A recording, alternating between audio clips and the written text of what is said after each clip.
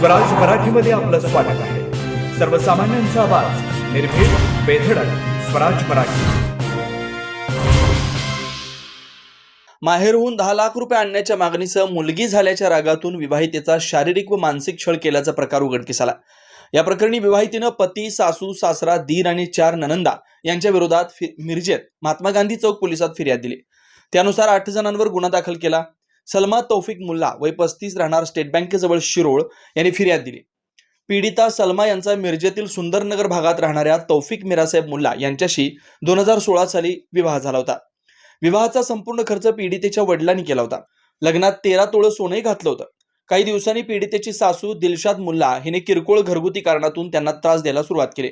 ननंद रेशमा मिरासाहेब मुल्ला राहणार इचलकरंजी, अफसाना आसिफ जमादार राहणार कोल्हापूर, आयशा रिजवान मुतवल्ली राहणार मिरज आणि आफरीन सनी शेख राहणार शिरोळ यांनी या प्रकरणी मदत केली।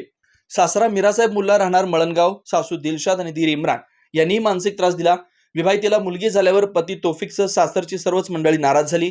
बाळंतपणाचा खर्च तसेच कारसाठी माहेरहून पैसे आणण्यासाठी तिच्या मागे तगादा लावला। तसेच पुन्हा मुलगी जन्माला आली। त्यानंतर सासरच्या मंडळींनी पतीचे दुसरं लग्न करून देण्याची धमकी दिली। माहेरहून 10 लाख रुपये आणण्याचा तगादा लावून मानसिक आणि शारीरिक छळ करण्यात आल्याचे फिर्यादीत म्हटलंय। या प्रकरणी महात्मा गांधी चौक पोलिसात पती, सासू, सासरा, दीर आणि 4 ननंदांच्या विरोधात गुन्हा दाखल करण्यात आला।